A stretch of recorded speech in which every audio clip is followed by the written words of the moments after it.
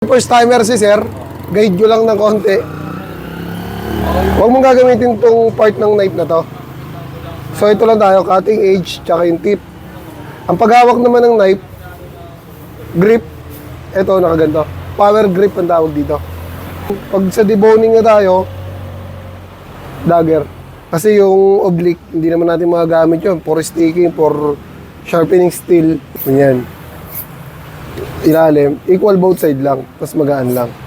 Patingin ako, power grip, yan, dagger, ayan. So, pwede na natin simulan to.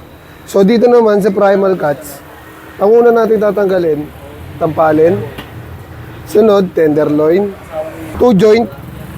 Dito naman, bibilang ka lang simula sa maliit na buto, 1, 2, 3, 4. So, sa ibabaw ng pip ribs, doon ang cut natin.